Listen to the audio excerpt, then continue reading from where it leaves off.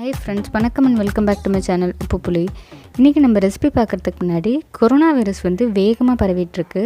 அதனால முடிஞ்ச அளவு அடிக்கடி ஹேண்ட் வாஷ் அல்லது ஹேண்ட் சானிடைசர் இல்லை சோப் போட்டு நல்லா கையை நல்லா வாஷ் பண்ணிகிட்டே இருங்க.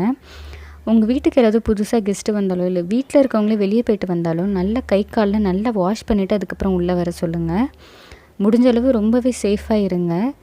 வீட்டிலே இருங்க, எங்கேயும் வெளியே சுற்றிட்டுருக்காதீங்க. ஏதாவது தேவைன்னா மட்டும் வெளியே போயிட்டு வாங்க. இன்றைக்கி நம்ம பார்க்க போகிற ரெசிபி வாழைப்பூவில் எப்படி ரசம் வைக்கிறதுன்னு தான். வாழைப்பூ க்ளீனிங், அதோட பெனிஃபிட்ஸ் எல்லாமே தனியாகவே ஒரு வீடியோவாக போஸ்ட் பண்ணியிருக்கேன், நம்ம சேனல்லே இருக்குது. வேணும்னா அதை போய் பார்த்துக்கோங்க. அதோட லிங்க் வேணால் கீழே டிஸ்கிரிப்ஷன் பாக்ஸில் நான் தரேன். இப்போ இந்த ரசத்துக்கு ஒரு பேனில் 2 ஸ்பூன் அளவுக்கு துவரம்பருப்பு சேர்க்குறேன். சேர்த்துட்டு 3/4 ஸ்பூன் அளவுக்கு மிளகு சேர்க்குறேன். 3/4 ஸ்பூன் சீரகம் சேர்க்குறேன். ஒரு 4 காஞ்ச மிளகாய் சேர்க்குறேன்.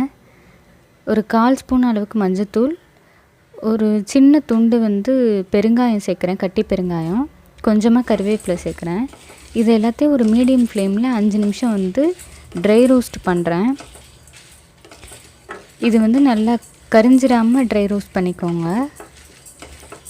இப்போது ஒரு சின்னதாக ஒரு நெல்லிக்காய் சைஸ் புளி சேர்த்துக்கிட்டு 2 ஸ்பூன் அளவுக்கு கல்லுப்பு சேர்க்குறேன். ரசத்துக்கு தேவையான உப்பு இதிலே சேர்த்துட்றேன். சேர்த்துட்டு கொஞ்சமாக தண்ணி ஊற்றி இதை ஒரு 10 நிமிஷம் ஊற வைக்கிறேன்.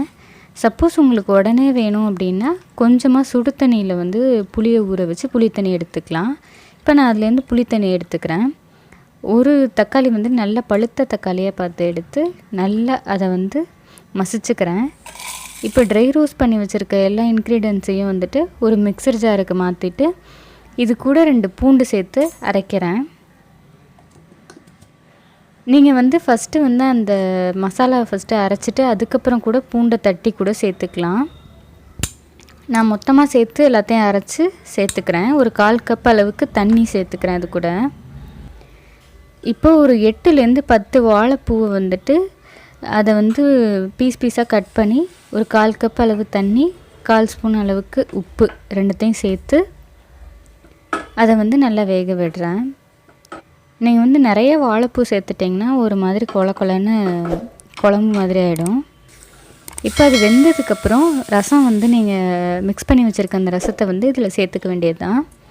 சேர்த்துட்டு நார்மலாக ரசத்துக்கு எப்படி உங்களுக்கு லைட்டாக நுரத்தள்ளி வரணுமோ அந்த மாதிரி விட்டாலே போதும். லைட்டாக நுர வந்தோன்னே ஆஃப் பண்ணிவிடுங்க. இப்போ ரசத்தை தாளிக்கணும். அதுக்கு 1 ஸ்பூன் அளவுக்கு நெய்யோ அல்லது எண்ணெயோ சேர்த்துக்கோங்க. சமையல் எண்ணெய் தான் சேர்க்குறேன். 1/2 ஸ்பூன் அளவுக்கு கடுகு, 1/2 ஸ்பூன் உளுந்து, ஒரு 1/4 ஸ்பூன் அளவுக்கு சீரகம் சேர்த்துட்டு கொஞ்சமாக கருவேப்பிலை சேர்க்குறேன். 2 காஞ்ச மிளகாய் சேர்க்குறேன். சேர்த்துட்டு வெங்காயம் பெரிய வெங்காயம் ஒரு ஸ்பூன் அளவுக்கு பொடியாக நறுக்கி வச்சு அதை சேர்க்குறேன். நீங்கள் சின்ன வெங்காயம் கூட தட்டி சேர்க்கலாம். இப்போ இது இதில் ரசத்தை சேர்க்குறேன். மிக்ஸ் பண்ணி வச்சுருக்க ரசத்தை இதில் இப்போ சேர்க்குறேன்.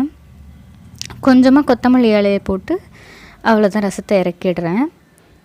அவ்வளோதான், வாழைப்பூ ரசம் ரெடி ஆகிடுச்சு. நீங்களும் இந்த வாழைப்பூ ரசத்தை ட்ரை பண்ணி பார்த்துட்டு எப்படி இருந்ததுன்னு மறக்காமல் எனக்கு கமெண்ட்ஸில் சொல்லுங்கள். Meet you all in the next video. until then, bye bye from me.